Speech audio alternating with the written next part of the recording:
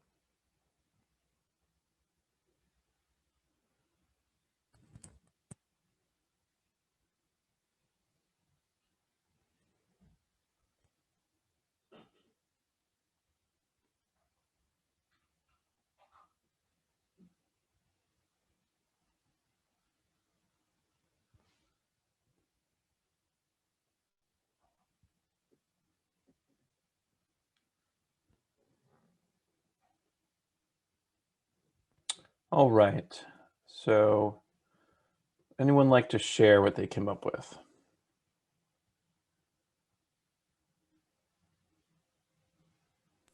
I think it would be something like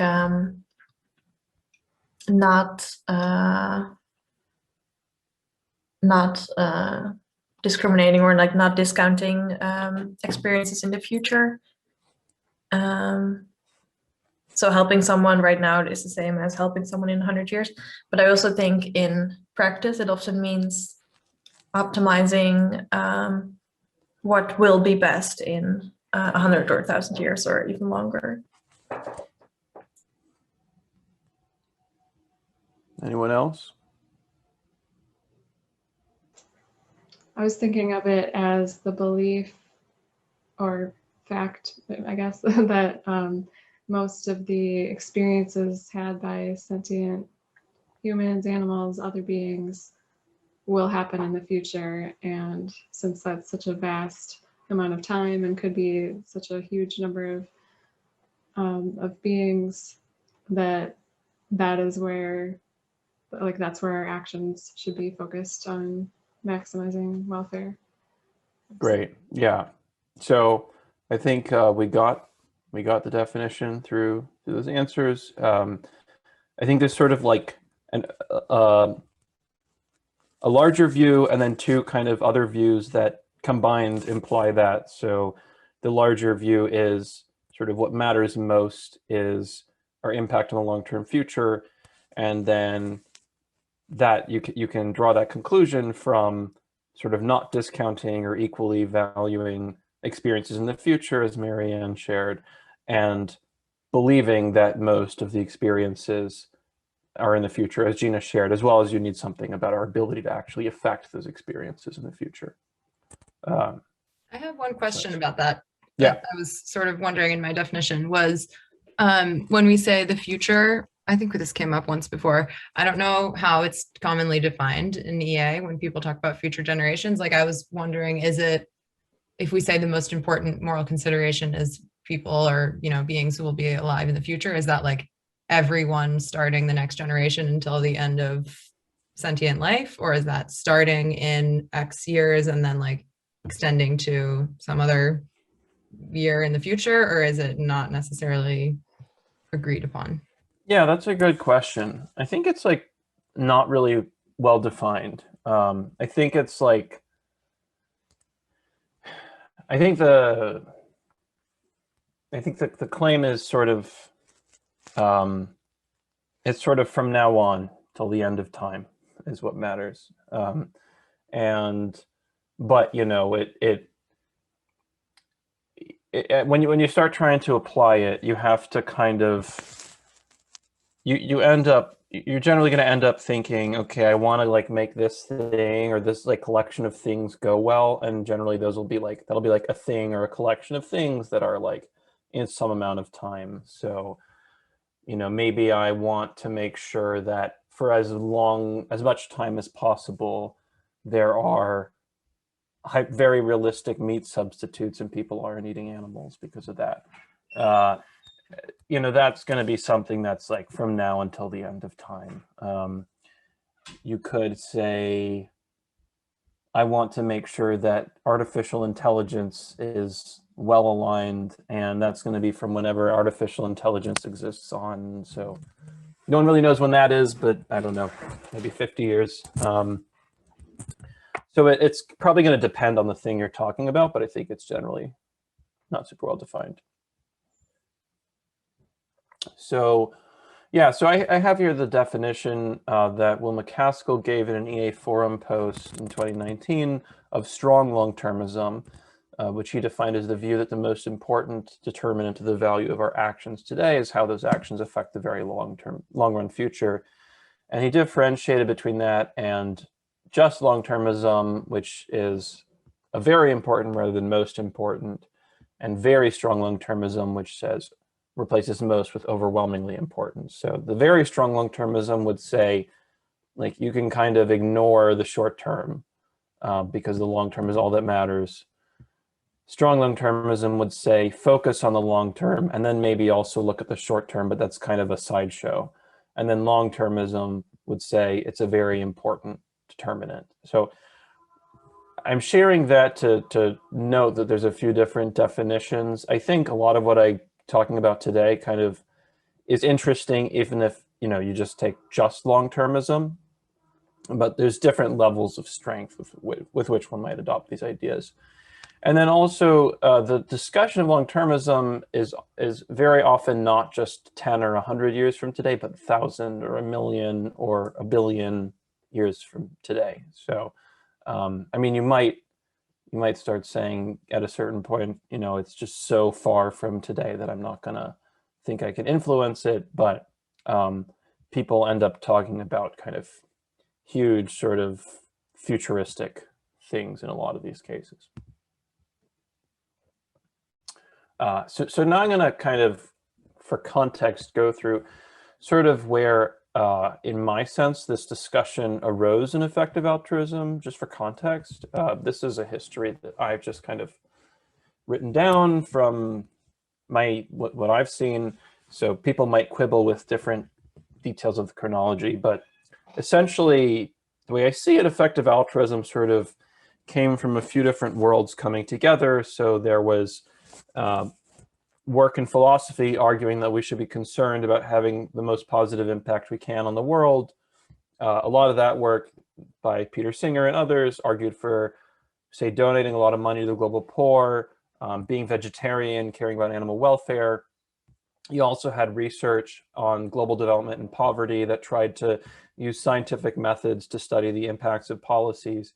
And then there was this community, very much an online community, but also some organizations called like the rationality community that tried to learn skills to improve one's reasoning. And these kind of communities came together and said, it seems like we have a lot in common. Let's like think scientifically and rigorously about how to improve the world. And you know, let's look for causes. What are the best causes? And so naturally, poverty and animal welfare were ideas floated by, you know, a lot of people. But a lot of people, especially from the rationality community, said we should be concerned about an out of control artificial intelligence that takes over the world.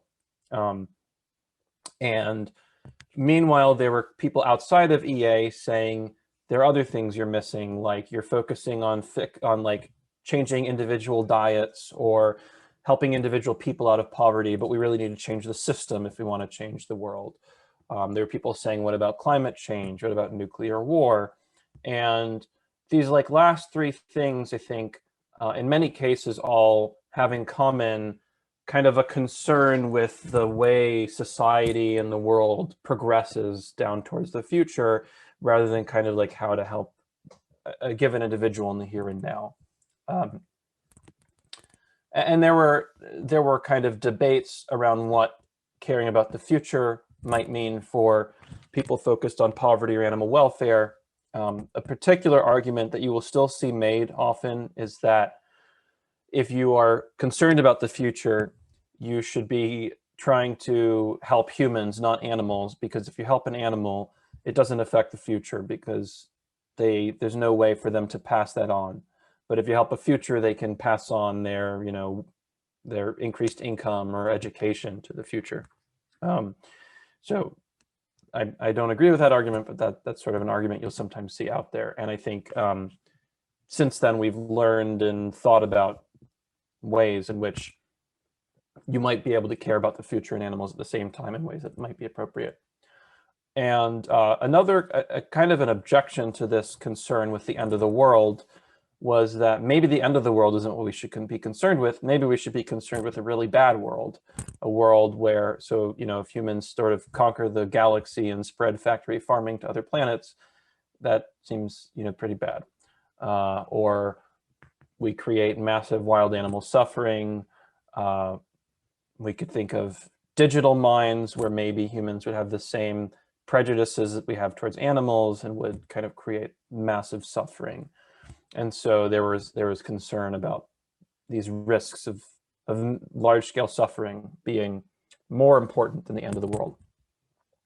So all of these things, people were kind of pointing at different arguments about the future, but it kind of wasn't crystallized that what all these arguments have in common is an assumption that the future is the thing we're concerned about. And so I think in sort of the past maybe 3 years or so, there's been more of a discussion about long-termism itself as a concept, and just starting from the view that we should care about the future, you know, what are the implications of this view? Is it a plausible view? And really trying to inspect that.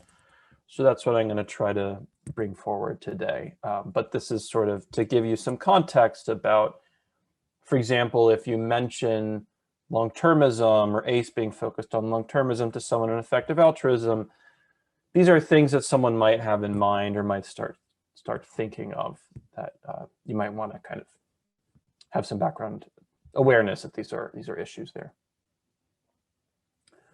So the case for long-termism we got into a little bit with the definition, but I'm going to bring that forward just to sort of highlight what are the reasons why there's this argument that we should care about the long-term future.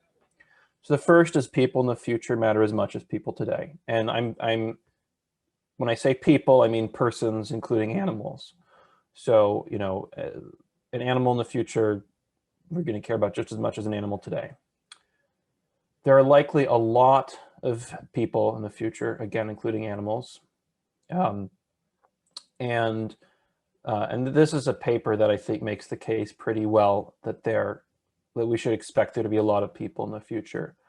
Part of the case often ends up involving humanity getting out into space and spreading, because then you can just have really, really huge numbers of people existing. So even if you think, even if you think humanity might go extinct, there's probably still at least a small chance of a really large number of people existing. There are things we can do about the future. That's obviously an important claim. And in some cases, this is the one that people will take issue with. And not many other people are working on improving the future. So for this third claim that there are things we can do about the future, these existential risks to humanity are usually the kind of basic proof of this, that there are things that could probably wipe out humanity. It seems like we can lower the chance of that, and so we can affect the future. But as I'll try to argue today, there are other things we can do to influence the future as well, and things that are more closely related to ACE's work. And then this claim that not many other people are working on improving the future is a claim you might expect to be true based on the fact that we interact with people in the here and now. We only live for a short amount of time. And so we kind of don't have a personal interest in caring about people in the future. And even if we do, it's very hard to imagine. It's very hard to think about, people who are several generations away from us. It just feels very distant. So now I'm going to get into some of the objections from long-termism. And before I present the objections, I was just going to note that in my view, long-termism feels like an argument similar to the argument for animal liberation that's very hard to challenge. So Peter Singer wrote Animal Liberation in, I think, 75, and there are people who disagree with it, but they're like pretty few. It's like very hard. There aren't many philosophers who put together a respectable case in any sense against animal liberation and the claims in it. It's kind of the type of argument that has, a rare level of agreement among philosophers. And to some degree, it feels like long-termism might be one of those arguments that is very hard to challenge. So there might be reasons that you kind of don't take an approach where you care about consequences. But if you care about consequences, it seems like it might be very hard to challenge the claim that you should be caring mostly or to a large degree about the long-term future. But nonetheless, there are some objections we can think about. So the first is, can we do anything about it? And so that claim, I think it seems like there are things we can do about it. There might be a narrow range of things we can do about it. Maybe we don't think they're that helpful. But as I said, with the example of existential risk, that seems like something we could do about it. And I think there are probably also things in the animal sphere that we can do about the future as well. Another objection is the argument that causing someone to live a good life, causing someone to exist who will live a good life doesn't matter. So the claim is that we should care about sort of improving the well-being of people who exist. We shouldn't care about creating new people. And one of the ways this is sometimes argued is what's called the repugnant conclusion by a philosopher named Derek Parfit. And he shows that if you take the view that we want to maximize total well-being, and so we care about creating new people just as much as we care about increasing the well-being of people who exist, you get this implication that you could have some number of people with a very high quality of life, so some number of people who have a very kind of prosperous life. And however prosperous that life is and however many people there are, you can get a large number of people with a very, very low but positive quality of life, and you're going to prefer that. So like, a really kind of happy, flourishing world is going to be worse than a large enough world of people who are just barely happy. And so this is taken to say that there's something amiss with with the idea of caring about the total number of people. So this is an issue there's disagreement on. I'm not going to get super into the weeds on this, but essentially, to some degree, it has to be a bit of a judgment call. There are problems with the opposite view, that we only care about the well-being of people existing now. It seems like it should be a good thing to create someone who's going to live a really happy life, and it should be a bad thing to create someone who will live a really bad life. But there's disagreement on this. Another argument against long-termism is that we should be risk averse over the well-being in the future. And so this, you might kind of pair this with this, can we do anything about it? You might say, well, we can do things about it, but it's really hard to know what exactly the implications are. It's just so messy that there's no use focusing on this. And so I find this view unjustified. It seems that there's reason to be risk averse when we're thinking about ourselves, because if I'm going to, if I'm playing a lottery and I make a large amount of money, or I lose a large amount of money, losing a large amount of money is going to be a lot worse than gaining the large amount of money is good. So I think that makes sense to be risk averse. But a lottery between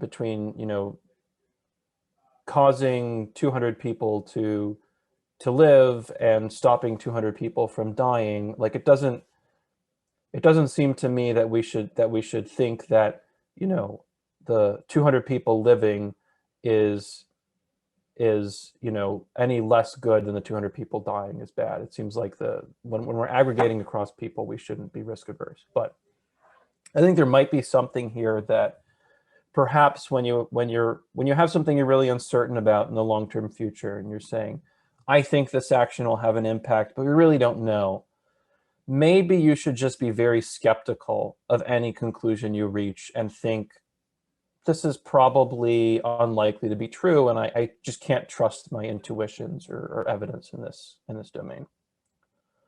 And then another view is that we should prioritize the worst off. And so basically the view would say people in the future are probably going to be better off. They'll have more technology. There will be more moral progress. The people who are worst off and most in need of help are people who are alive today.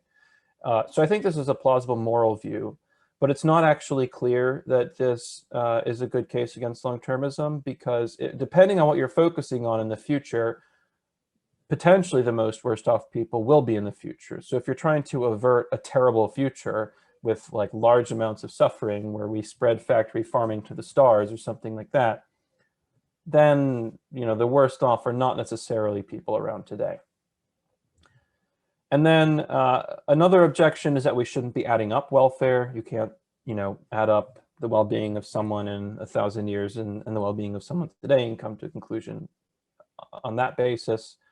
I think, again, there's a lot of philosophical argument about this, but at ACE, with regard to animals, in our charity evaluations, our view is that at least one consideration involves some level of this adding up of welfare.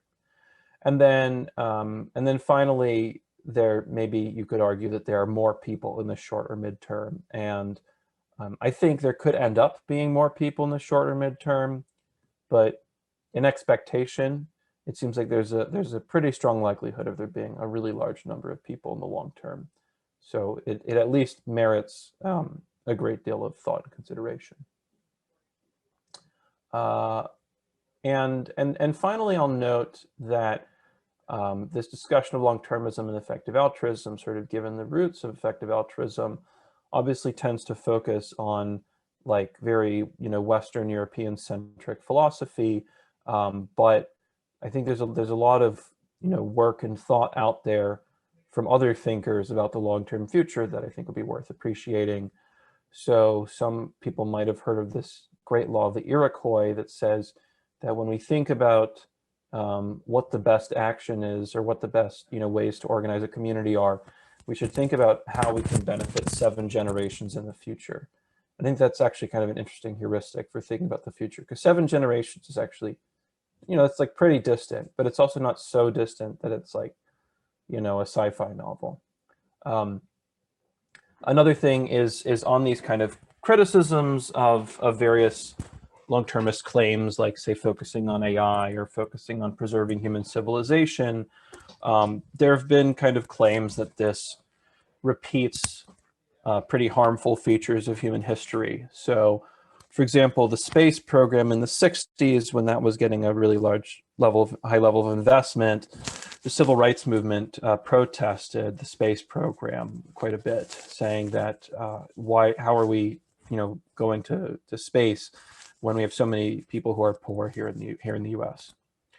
And relatedly, there's some sort of post-colonial work and critical theory on space colonization and how these narratives of space colonization might kind of resemble narratives of Earth colonization.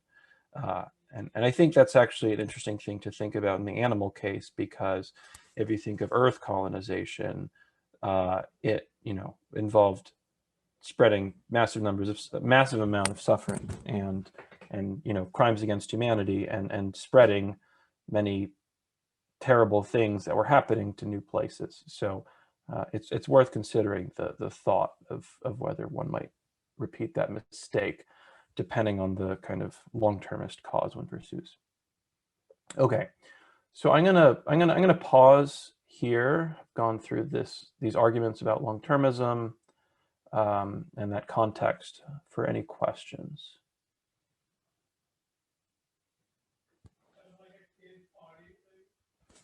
How much disagreement is there amongst the long-termism community about like what time scales are ideal as Yeah. like a target to think about? Yeah, I think my answer is going to be like pretty similar to my answer to Melissa earlier, that I think it's just like not clear what the time scale is. I would say, I think there's like disagreement that you might say is a disagreement about time scale, but that isn't, people don't talk about it as being about time scale. So for example, like myself and others, we have some interest in looking at history and looking at social change in history to try to understand how the future might go. And I think a lot of people think that is a questionable approach, because it's like, how can history be at all like predictive beyond 1,000 years or something? Whereas I kind of think it's like the best we've got. So I think there's disagreements that, you might say that I'm basically arguing we should just think about the next few thousand years, and other people are saying, no, we should think about physical possibilities of galactic conquest over, billions of years. But I'd say like the disagreements tend to not end up being about timescales proper. I think in part because it's like, I think the timescales proper end up not being like super important. It's like you reach a certain point where, it's long enough that the future is like super important. And like, once you get to that point, whether it's like 1 billion years or 1 million years, stops being all that important. Yeah, I know it's kind of a wishy-washy answer. Is that helpful at all? Yeah. I was also wondering like how much of the utility of long-termism as a philosophy to you hinges on the fact that not that many people are focused on it. Like is there some hypothetical point where like if a lot of people were focused on it, yeah, there would be sort of a point of diminishing returns? Yeah, I think there should be.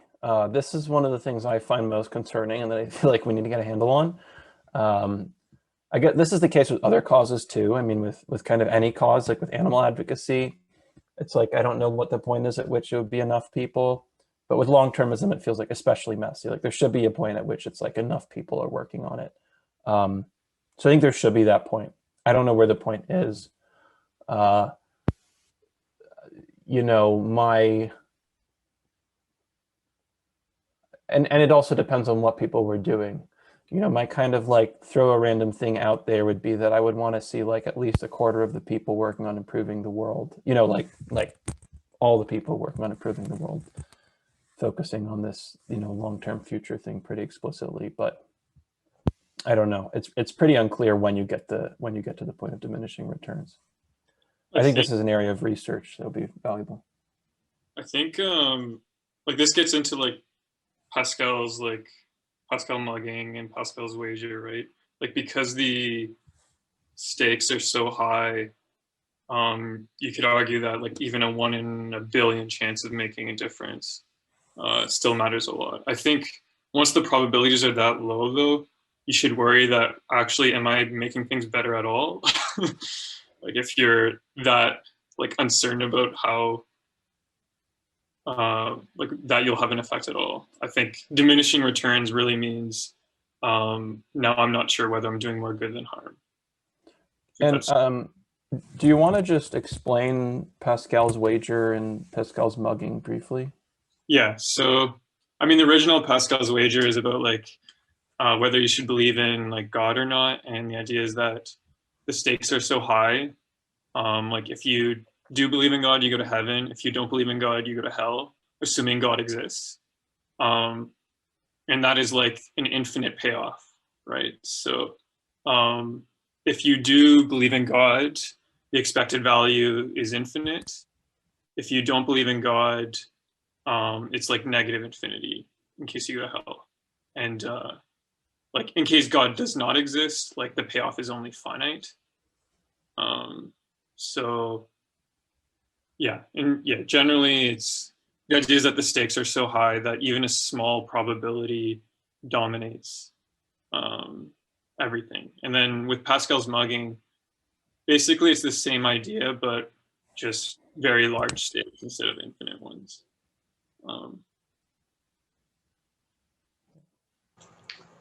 Okay. Yeah.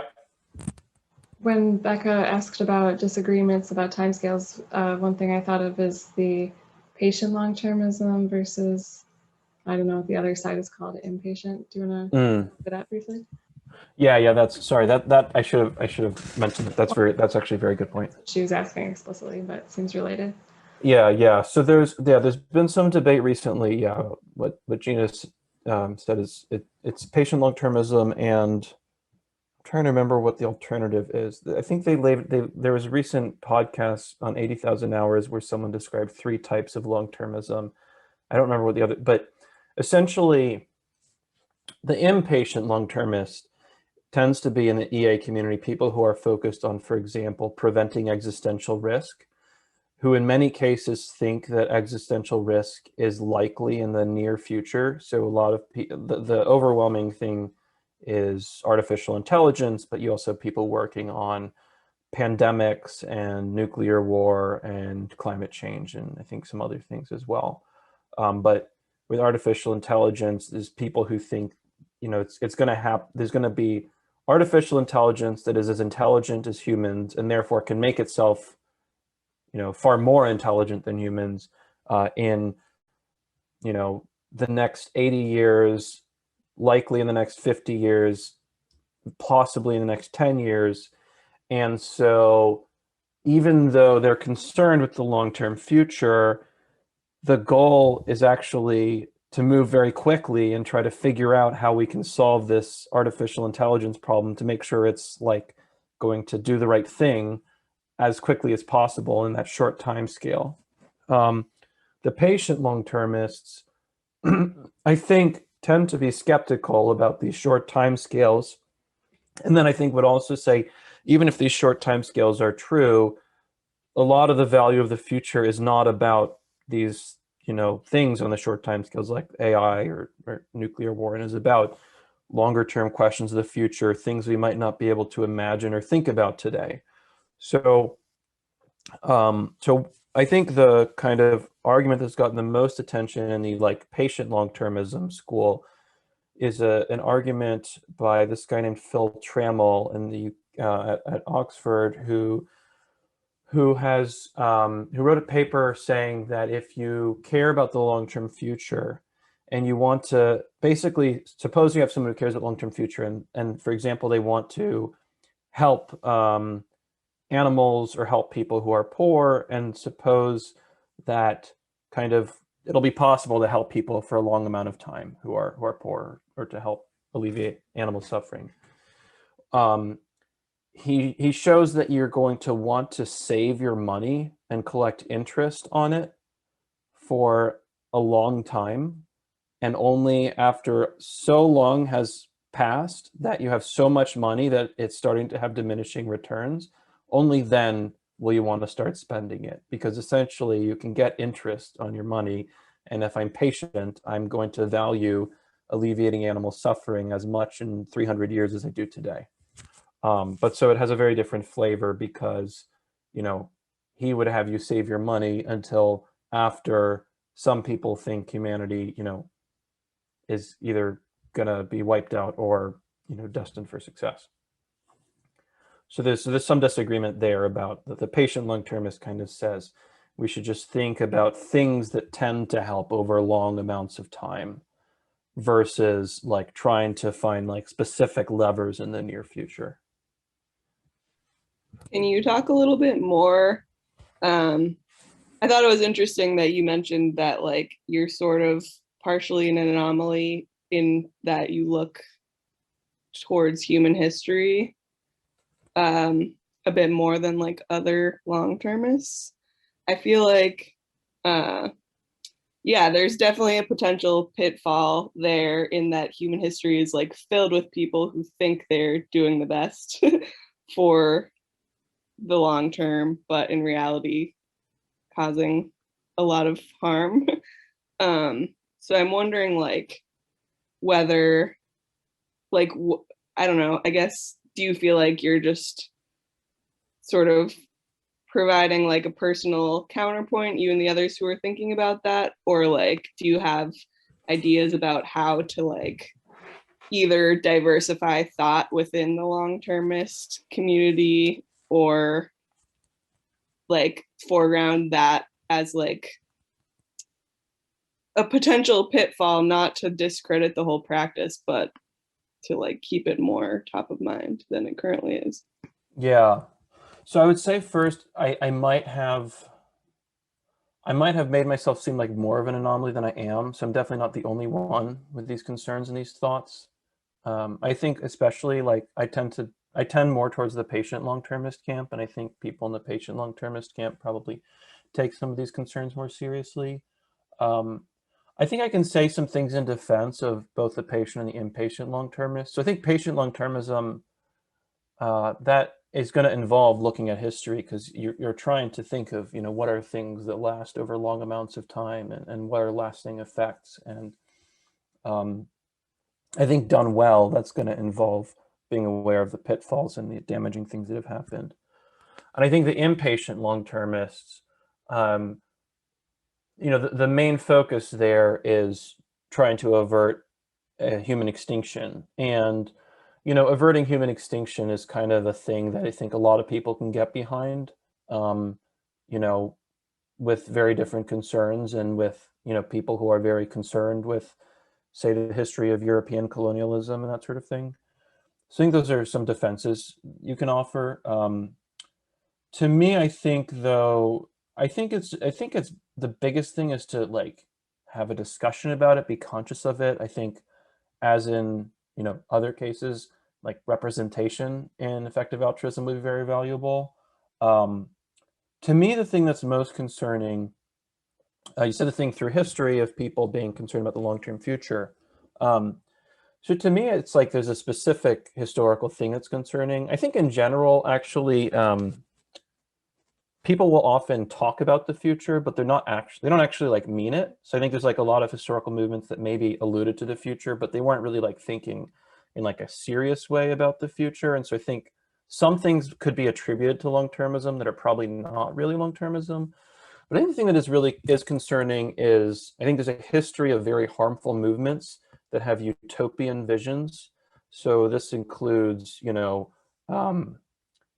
anything from like Manifest Destiny in the US through like communism. Like these movements have a habit of having a utopian vision that justifies very harmful things in the short term. And I think it's really important to avoid this view that like, you know, we can do whatever we want in the short term because we have this utopian vision. So, and you know, now how do you square that with this, with especially a stronger long-termist view? I think there's like work to be done there. But I think the first step is like being aware of it. I just wanted to shout out, Erica typed in the chat, what's the likelihood of civilization existing 1,000 years in the future versus, or 10,000 years in the future? Oh, that is great. Sorry, I'm not seeing the chat also. Can someone, Gina, for example, would you be able to tell me if there's like pressing questions in the chat? Okay. Yeah, I mean, so in 1,000 years, it's about 88% and okay, never mind. That was a joke. Yeah, so I think this is like an important question, and I think we need to like try to get some real numbers on it. We don't really know. There are some people who've tried to put numbers that would help you get to the point of being able to guess that. So there's this book, The Precipice by Toby Ord, that just came out where he puts some numbers on things. I don't agree with the numbers, but he puts numbers on it. There's a paper that I have earlier in these slides by Christian Tarsny at the Global Priorities Institute. And he doesn't make a claim about what exactly the likelihood is, but he shows that like, he gives reasons to think the likelihood is high enough that there are like potentially a lot of people. But I think in his paper, I don't know at what point this starts being the case, but at a certain point in his paper, it's like, it's unlikely there will be humans, but if there are, there will be a huge number of them.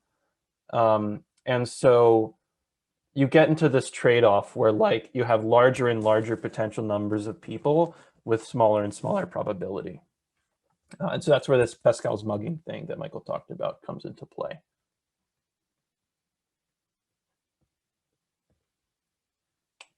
Okay, so I'm going to move on to general implications of long-termism.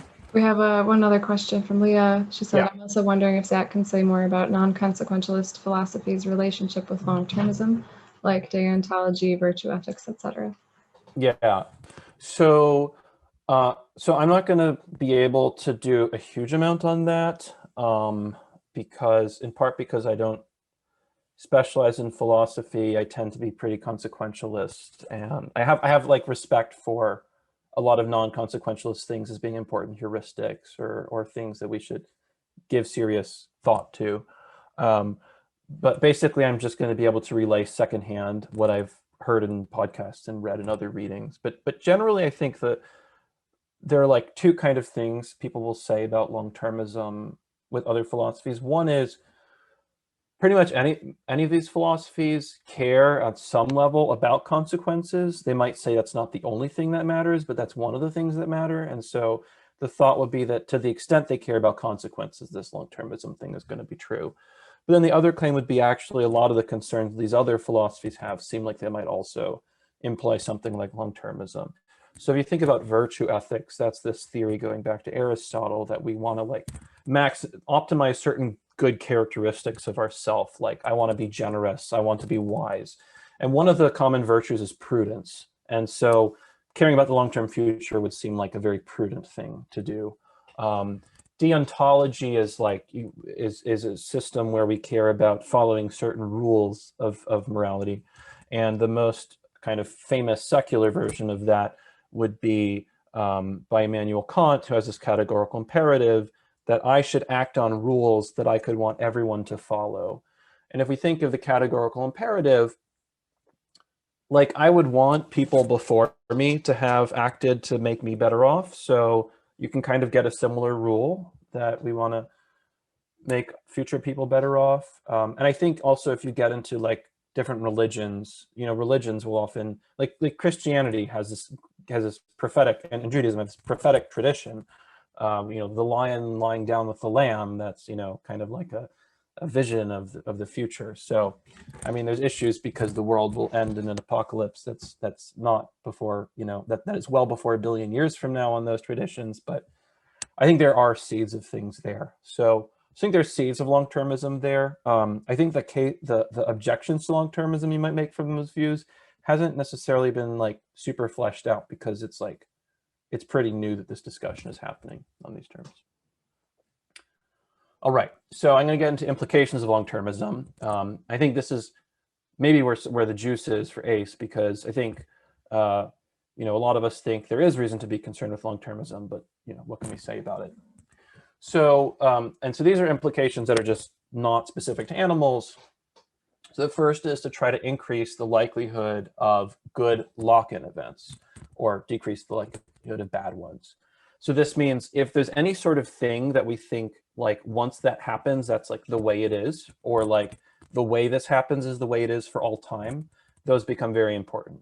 So human extinction is typically offered as an example of this. Now, what you need for human extinction is you need to think that if humans go extinct, we're not going to like come back from extinction, or we're not going to be replaced quickly by someone very similar to us. If you think, you know, there's no replacement, then that might be a good or bad lock-in event. Creating a new technology could be an example of this. The important thing I have here is that it should be a technology that would otherwise not exist. So if you can think of, you know, what would have happened if, you know, the automobile had not been invented in, I don't know, 1904 or whatever, like if you know, Henry Ford didn't come up with the assembly line, probably someone else would have come up with it. So maybe they wouldn't have, but so this is actually a pretty tricky and subtle thing to think about. How likely is it a technology would not exist if it weren't for someone, you know, inventing it or investing resources in it? I guess you know, you might have a lock-in event. Maybe you have a, well, I think I'll get into that another point, but essentially you need to think about the counterfactual of what would happen if we didn't do what we're doing. Another thing is, I think like the moment we leave Earth, like if we leave Earth with a certain technology, it seems like that might be a pretty pivotal moment where like the way we spread to other planets will kind of, there'll be some lock-in, because like if we spread to a few planets and then one planet abolishes factory farming, but the others have it, they might spread it. So that seems like the lock-in event. Another approach is to speed up progress. So Greaves and McCaskill, who wrote this paper, The Case for Strong Long-termism, they mention economic and population growth as an example. The important thing here is that it needs to be something where, like, the more it improves today, the more improved it is for all time. So, so the idea would be like, if I make people, you know, 2% richer today, then they'll be 2% richer for all time, because it just like kind of pushes us forward. If it's a thing like we create this technology 2 years earlier, but it's the same exact technology, then that wouldn't really count. So it needs to be speeding up kind of some sort of like continuous progress. So maybe you would think permanently increasing the speed of improvement in animal welfare would be an example of this. I tend to think this is probably not the thing that's going to be relevant to our case. And then another is research. So I guess I'm going to pause for 2 minutes and ask people to think about potential implications of long-termism for ACE's work, and then I'll call on a few people for ideas.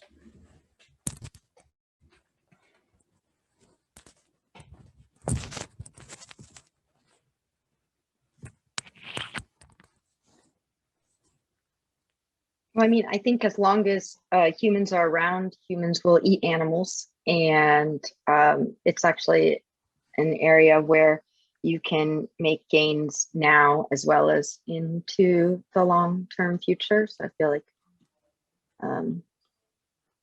working in this cause area in particular is good for long-termism.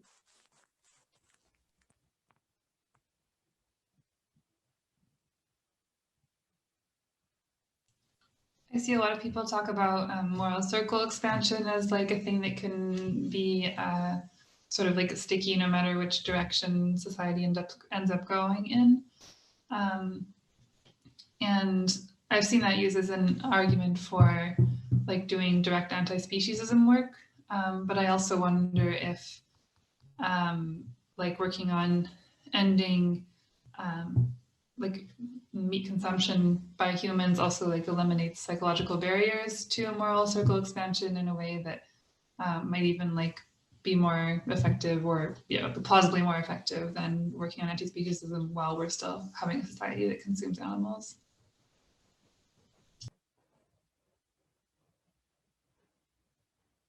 Great. Anyone else? Along those same lines, I think that ending factory farming and replacing it with alternatives so that, millions, billions of years, if humans survive and we colonize other planets, we don't go and create factory farming all over again. We don't take it with us because it no longer exists.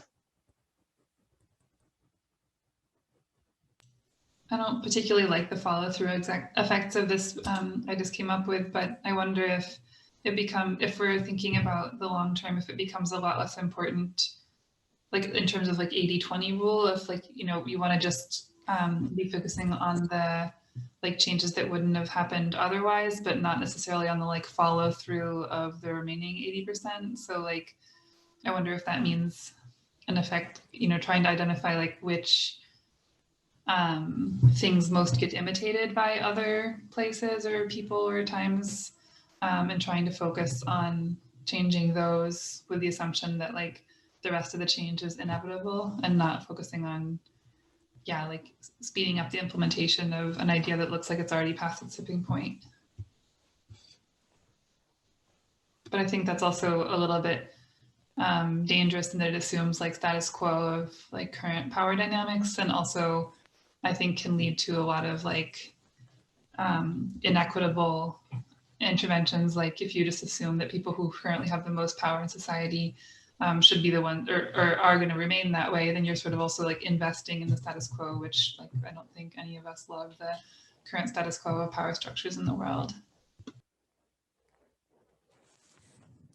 Okay, cool. So I'm going to move on to some ideas that I've drawn out about animal welfare. I'll note that a lot of this is like, do not take this as like authoritative. It's not like super duper researched. A lot of this is like kind of my putting together my intuitions with like blog posts and things like that have been written. But some of those things I think were in the reading. So implications of long-termism for animal welfare. So one thing is to look for and study the kind of impacts different charities have on short-term proxies for long-term impact. And so I think these are things, alluded to. For example, like Erica said, if people are going to be, using eating animals for all time, and there's sort of a continuous chain of improvement in animal welfare, improving that a bit more now might be a proxy for what happens down the road. Or, as I think Leah said, abolishing factory farming now might mean we don't have it down the road. So maybe if there's something that tells us how close we are to abolishing factory farming, increasing that is a good short-term proxy. A caution here is I think it can be easy to tell ourselves that whatever thing we care about in the short term is a long-term proxy, and that's probably not going to be true. So an example of something that might not be a long-term proxy is actually numbers of animals saved in the short term. That might be close to something that's a long-term proxy, but for the long term, it seems like what probably matters is, institutional arrangements that might persist, or aspects of culture that might persist, and the actual saving of the animals now might not necessarily be the right proxy. But trying to think carefully about what things do seem to be long proxies for the long term that we can look at in the short term might be worth doing. There's also a risk of that being very speculative and putting too much weight on that, but that's one thing to think about and look for. Another is related to the previous slide. I think there's a case for focusing on carefulness over speed. So carefulness, I mean essentially something like maximizing the probability of a good lock-in and avoiding the probability of a bad lock-in, rather than just kind of speeding up what's going to happen anyway. So for example, risky pressure campaigns, and again, this definitely could be disputed. It has not been vetted or thoroughly debated. But I think there's a case that a long-termist should be more wary of risky pressure campaigns, because you might think that the kind of positive impact of pressure campaigns is to speed up progress, but the negative impact is maybe it undermines the movement. And if there's a chance that the pressure campaign kind of derails the movement, at least for some chunk of time, that might be something the long-termist is going to be more cautious about. Another example that has a similar thing of speed over positive lock-in would be bypassing safety and regulatory concerns for clean and plant-based meat. So there's, I think, an instinct many people have is, that regulators are kind of annoying and they make things slow. And so, beyond an impossible in cultivated meat, we want to get it by the regulators as fast as possible and put pressure on them to approve it quickly. But it's really important probably to have public trust over the long term. And so we should prioritize making sure that this works out over making sure that it's as quick as possible. And this is a screenshot I took from, I'm not going to pronounce his name right, J.M. at this political scientist who was at the Sentience Institute before, wrote this report on genetically modified organisms. And this is an ad from these genetically modified tomatoes in the 90s. And essentially the genetically modified, movement started out as an ethically motivated sort of environmental forward-thinking movement. And they kind of really wanted to help the world with genetic modification, but it didn't work. And one of the things that didn't work was, I think, not taking public concerns seriously enough. And so that might be something to think about. But I give these sort of as examples of the types of ways our thinking might change when we go from short to long term.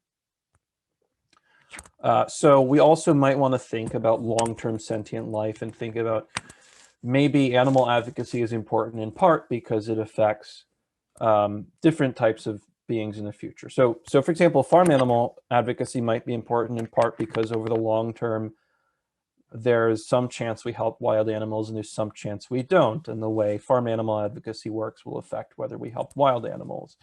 It might also affect digital life in the future.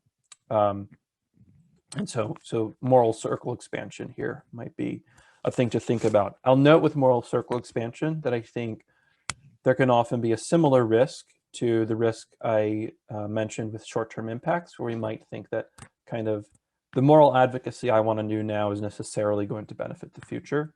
And as I'll talk about on the next slide, I think we need to be careful about finding the right levers. And then one other implication is that perhaps we want to support research relevant to long-term progress for animals. And yeah, I'm not actually super aware of like a great many organizations doing this. I think maybe like Rethink Priorities might, and you might consider wild animal suffering to be that sort of thing. Although I know Persis said on the 80,000 Hours podcast that that she perceived wild animal suffering to be actually a short-term thing. So that it's not clear which way that goes. And so I also just wanted to highlight, with regard to these levers, the short-term proxies, moral circle expansion, there are probably some things that might last a long time more than others. So as I mentioned, if you sort of improve the welfare of an individual animal, it's not clear whether and how that would lead to a long-term effect. Similarly, just changing a single person's diet, it's not immediately clear how that persists over the long term. So I have a list of things that potentially might last a long time. And I think actually one area of research that the EA community should be doing, and that I would like to see done specifically for animal advocacy, is like, which of these things seems to last the most? And which of these things seems to last the most for moral attitudes? So one example would be governments. There tends to be a view that, say, if you get a law passed, that's going to last a long time. Or just that, you know, a constitution, the structure of a government lasts a long time. Obviously, most governments in the world today haven't been around like that long. You know, the US, I think, is on the older end these days. If you think of, you know, going from monarchy to democracy as being creating a new government, you know, US has been around for like 200, I guess, almost 250 years. You know, we might think there's some chance it lasts a lot longer, and influencing that can be very important. Social institutions that in some cases have similar properties to government, of a bunch of people interacting under a set of rules. So firms or companies, civic organizations, important nonprofits, communities. It tends to have to be something where there's a bunch of social connections, so that, you know, what one person does and what another person does are interconnected, so that if you kind of take one person out, the change kind of persists. Culture would be another example. It's very vague, and you might think, you know, changing someone's diet, I'm changing culture.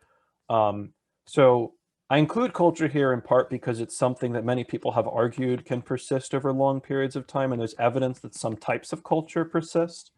But it's not obvious to me like what types of culture persist and how we would know what influences on culture are going to last for a long time. I think one candidate that's kind of surprising and a little weird, but actually is a pretty good case for it, of long-term persistence, is religion. Now, I should say most of these things they matter more on the kind of patient long-termist view I laid out than they do on the inpatient long-termist view. If you think that in 50 years, the world is going to be automated and turned into robots, like, it might not matter what the government is, because we're all going to be robots anyway. But if you have this patient long-termist view, you need to think about what's going to last a long time. And religions have lasted a long time. People believe things that were conceived of, you know, thousands of years ago. I think one of the longest lasting institutions in the world has got to be the Catholic Church, which has lasted with a remarkable degree of continuity for a very long time. And a lot of people think religion's on the decline, so it's not worth investing in, because in the US and in Western countries, the rate of non-affiliation is going up. But if you look at the world, actually the rate of non-affiliation with the religion is going down, because the places where people are very religious, are having more offspring. So there's a book called Shall the Religious Inherit the Earth that argues that over the long term, the world will be more and more dominated by fundamentalist religions that put a lot of emphasis on offspring.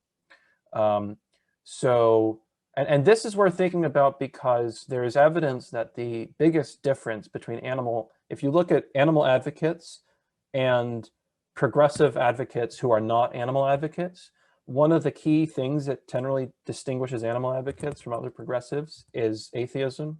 So we might be particularly struggling in this department, and it might be something to think about. And then finally, influencing technology, and some EAs have argued artificial intelligence, but I think there are other types of technology as well that matter over the long term. When you mentioned that something that differentiates us is atheism, does that mean that other non-animal advocate progressives are more often religious? Yeah. But yeah. Are atheist?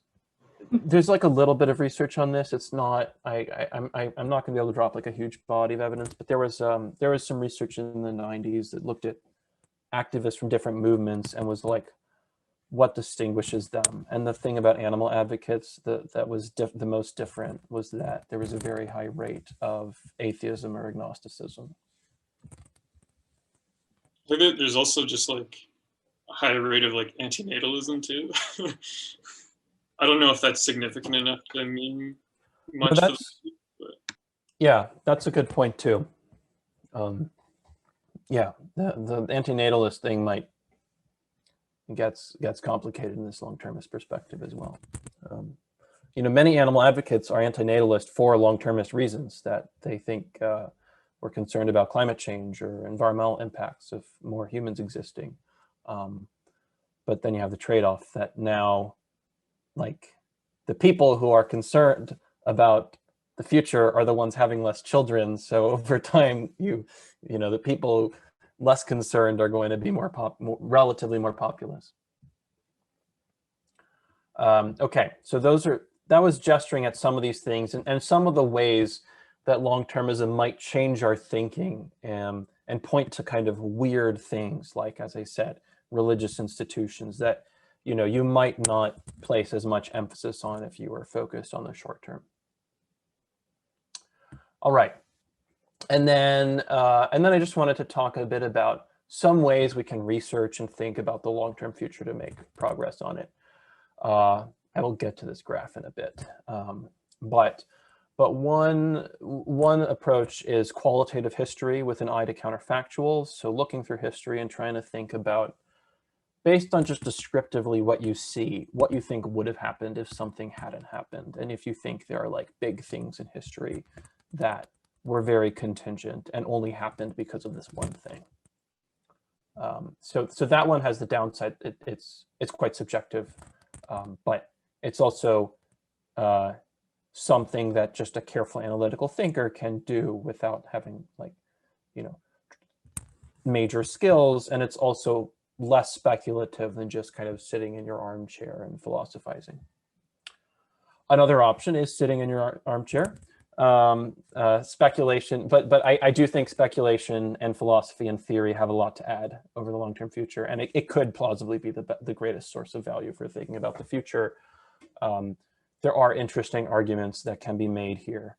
So there's a famous blog post in Effective Altruism called Spreading, it's part of the title is Spreading Happiness to the Stars, where he argues that most people like people being happy more than people being sad.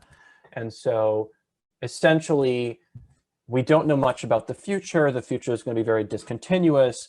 But if you have a super advanced civilization that's conquering the galaxy, which seems to be like where most of the, you know, the largest potential civilization would be, we should expect them to create more happiness than suffering, just because people like happiness more than suffering.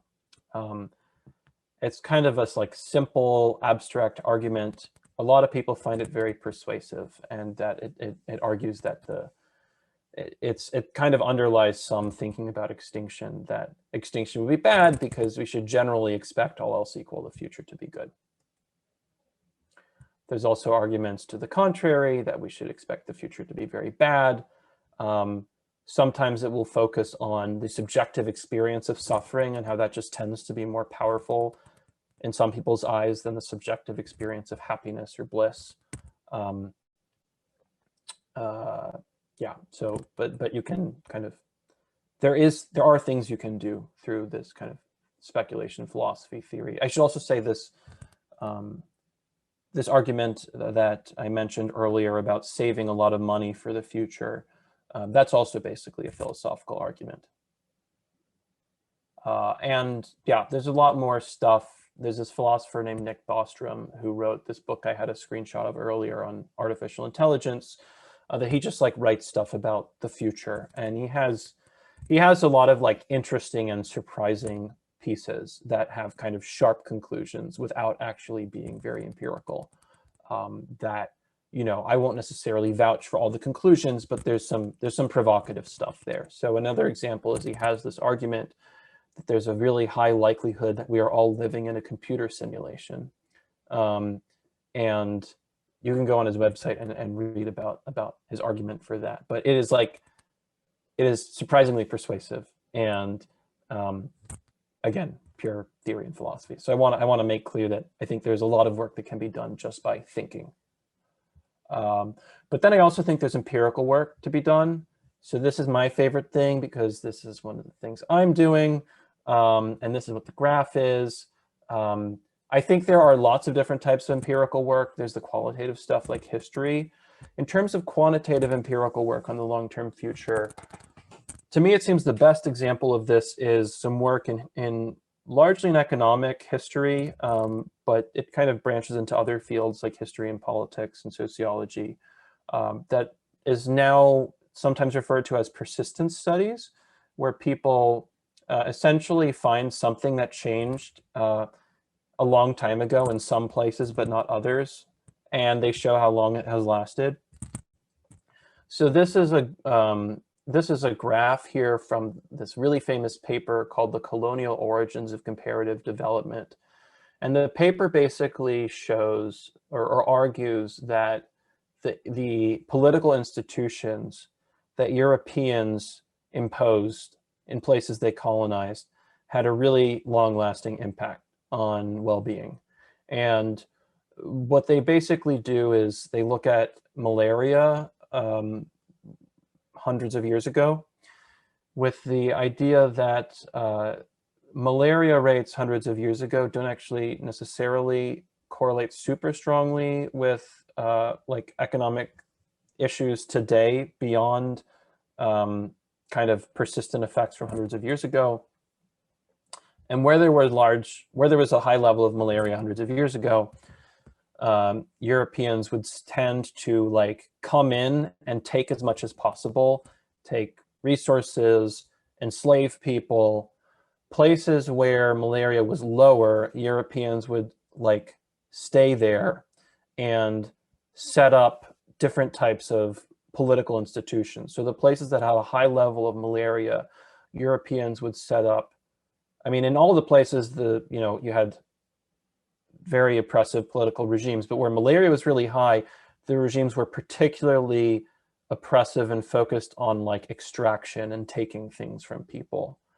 And in those places, you end up today with a much higher level of poverty. And so this shows, this is the malaria rate or the settler mortality rate. And this is the wealth in 1995. And so up here you have like the US and Australia, New Zealand, and down here you have like Mali and Nigeria. And you see, essentially you find that places where the Europeans kind of came in and took things hundreds of years ago are much worse off now. So it's persisted for a while. This is another, and so these are just for the purpose of illustration that you can find these long-lasting effects. No one has really done this as far as I know on like animal advocacy, though there is work on like certain like moral attitudes and universal moral attitudes. But this is another illustration. There's a paper that shows that the degree to which elites were educated in parts of France predicted economic growth like 100+ years later. And so this graph shows the size of cities in France, and it's just a graph of the size of different cities, and each curve shows a different group of cities. So the green dotted curve is cities where no elites were subscribing to elite fancy Enlightenment publications. So the elites kind of like weren't super educated, weren't involved in the Enlightenment. And these cities, this green curve, they tend to be smaller. And then the blue and black curves are places where some elites were subscribed to Enlightenment publications. The black curve is where most of the elites were, or sorry, the black curve is where a relatively high share of elites were subscribed, and the blue curve is where a relatively low number. So you see, like, you're able to find these kind of weird things that let you see things over hundreds of years. And no one has really done this for animal welfare. Obviously, it takes a certain like level of understanding of the statistical features of these settings. But I think, you know, there might be research one could fund, there might be ways one could sort of analyze the research and find sort of overall trends. Yeah, I personally think it would be interesting for someone to go back through a bunch of these papers and get data on on attitudes about animals today, and look at like things that changed hundreds of years ago and what things seem to have led to a persistent effect on attitudes around animals today. And I suspect you will find some things have had a large effect and some have basically no effect. And it'll help us with like kind of teasing out like which of these things matters the most. Yeah, and similar to that idea is kind of combining those studies. But generally there's like research out there on these long-term questions. There's qualitative research, there's philosophy, there's some empirical research, and there's opportunities to support more research on those things. So, so that is the end of what I have to share. I have a discussion thing. I think before that, I'll just take questions. I just wanted to conclude with one more thing that I realized I did not say in the presentation, which was I spent much of the presentation making a case for long-termism and then talking about what that implies. But I think one could also take the stance that maybe ACE should not be doing long-termism. So if you look at GiveWell, for example, they don't entertain long-termism in much depth. Some people might think it is what you should give to because that's what matters most over the long term. But to some degree, GiveWell says, let's focus on the view that we want to maximize well-being in the short term. Here's what you do. And, you know, one could take the view that what ACE is going to do is focus on short-term impacts on animals. And it's just, you know, we think maybe the long-termism thing is persuasive, but that's kind of work for a different organization, and our work is short-term work for animals. So I don't want to necessarily say we have to focus on the long term. This is sort of the argument for why, and these are some of the ways we might change our thinking based on that. And so with that, please fire away any questions you have.